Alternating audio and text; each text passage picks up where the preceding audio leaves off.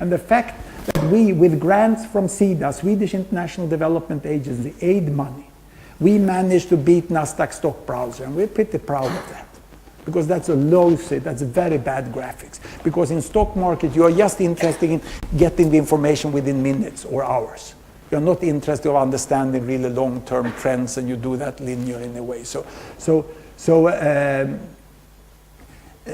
This is the product, and then we came to the conclusion that our main problem was that the data was not freely available. And we got pretty furious about that, because it's not like Pirate Bay. Someone privately, you know, make a film, or they make music, and they make anything, and then someone uploads it, and who owns it, and that's a debate I can respect, you know. But here it's tax money that paid for the data. And then you have to buy it back. You have these taxpayers who pay, and data is collected and all money, and then OECD. You've heard about OECD? As the Indians say, you know, a think tank based in Paris, they call it in India. Infosys call it a think tank based in Paris. What do OECD do with all this data? Well, they compile it in a very clever way, having very skilled people, and then they sell it back to those who paid for it. So you pay twice for the OECD data. And they don't even use that money to pay for the whole compilation. It just recovers about 30% of it. It's the same thing as if you would charge for the sidewalks in the city. It's just unproductive. If we could get all data, which is tax-funded, accessible in unified format, in machine-readable and unified format, on the net, innovation would take place. In the same successful way as business could start in cities, when you had the public investment in the streets and in the sidewalks. And then business could start beside the sidewalk. I've been in countries where the state ran the restaurant. That wasn't good. It was Albania and Vietnam. No good. I don't recommend that. It was very bad service and bad food. But I've been to Wall Street, and I walked all the way up to New York Stock Exchange on a tax-funded sidewalk. Because it's bloody efficient to provide sidewalks as public goods. All cities do that. And this is what we want. We want the statistics to be the intellectual sidewalks of societies, based on which you can understand it in the democratic process, based on which you make priorities in your business, and from which you can take the information and you can do analytical works and charge for it. Basically, we want to take Thomson and Bloomberg out of market. And they can sell clever analysis, but not compiled data set. We could advance a lot if we would get data accessible for innovation in different ways. And then they would compete. Another allegory I use, like data is like the composition by Mozart and Beethoven. And those statisticians should be praised for what they've done. It's a great job. Very often we don't recognize the profession. You know, it's very tough to make national accounts good and usable. Really, really tough. It's not routine work. Always there's new sector, you have to make judgments, you know, and you have to make control and quality control. But they shouldn't make the instrument to play it. The composer, Steinway should make the instrument, Yamaha should make the instrument. It's much, we get innovation there. And then you apply the composition by Mozart on a Yamaha organ, and everyone can play it. And the cost of the music with Yamaha has come down, so you can have it at home, and you can play it at home. That's what we would like to see. And that's why we were convinced that we started a non-profit foundation. But we were not ideologically non-profit, we were strategically non-profit. And we were not against open source code movement, it's just that the code wasn't our aim. The code was just a tool to liberate the data and make the data accessible. And that's why we found it wise to sell this to Google, and that we did in 2007. And Google acquired the software from the foundation. A foundation registered at the Länsstyrelsen in Stockholm can never ever be acquired by anyone.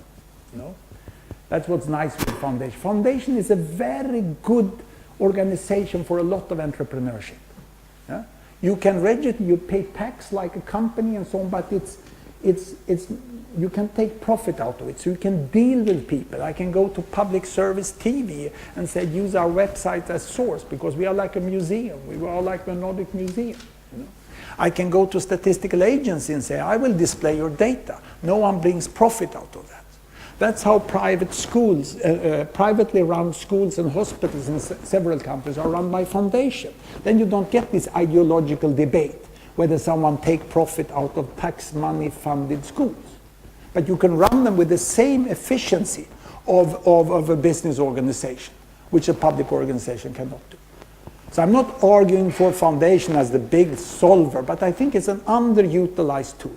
And often you can do it. And a foundation can then develop a product, like a software, which you can sell, and then Google paid the foundation. Unfortunately, not so much, but we are relatively independent for a number of years, where we can continue and use this technology. We also, in our agreement, had the idea that we had the agreement that we got a free license of it. So that's where it says copyright Google, but we have the data in it. But it's a long process to make this dysfunctional way of which we use and compile data, to make that function. That's a long way. It is not an easy catch. And perhaps this is the reason why the old man was involved, because it was really someone who wanted data to be used.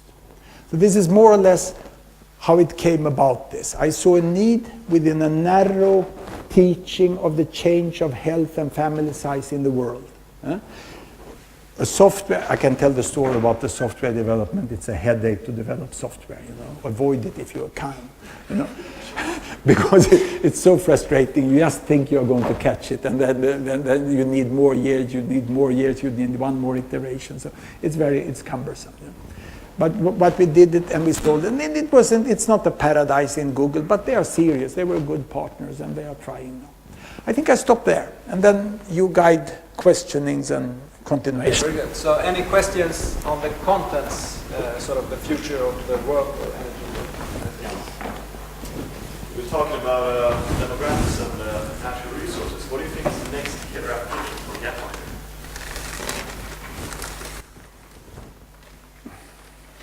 I don't think we have succeeded yet. We have not scaled it. We have 2 to 3 million visitors per year, which stays between 8 to 10 minutes.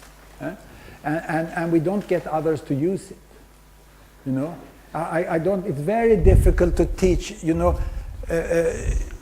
did you see how I lectured? I used 2 fingers, like the chimp. There are very few professors who can use 2 fingers. They can just use one, They go into PowerPoint like this. They say next, like this, Whereas I can use 2 fingers. I put the thumb on the Alt key and the index on the Tab key. And this fantastic window's open, And I can go between different open applications, And suddenly I'm here and I know how to open new tabs, also. And then I can go between the tabs. And it's pretty successful. Are you allowed to brag in this school?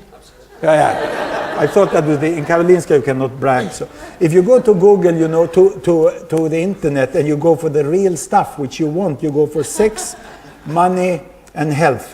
What do you get? What do you get? What do you get? What do you get? You see, I'm on top.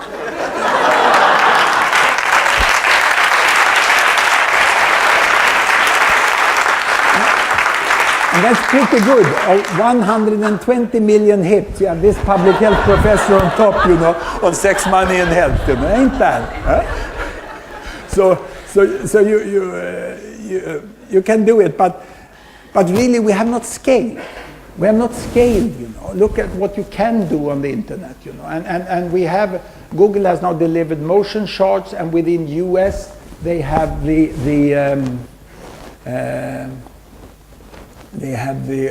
always show the bookmark, unemployment rate. Here, if you search in US on unemployment rate, you get this up. And this is the first application from the Trendalizer. We call our software Trendalizer. So the Trendalizer team, my son, his wife, and the 3 Swedish developers, plus others from Google, which I've joined. This is what they've done. The unemployment rate in the United States. Very modest, not moving bubble yet. Just what fits in search, because it's very difficult in search to give you 4 or 5 different indicators at the same time. So how to conceptualize and fit with the search engine to make data accessible. But this is a little start they've done. And then you can go down to California here, and you see it's very interesting in California. You will see the dot-com bubble there was bigger, but in California open, and you go down to Silicon Valley, to Santa Clara, isn't it what it's called? Santa Clara County here. There you see the dot-com bubble. Huh? When unemployment, but the unemployment rate now is worse, you know. And then you think that's no good, I don't want to work there. If I go to there, I want to work in Alpine County, you know, and do some skiing, and you see, ooh, they have seasonal unemployment. So it's pretty, it's what I've been, but now they are struggling about it. And it so happens that United States of America has in the Constitution that the data is free, and people can use it, companies can use it. They have a very clear license for that, whereas other countries don't, and it's very haphazardly the policy for that.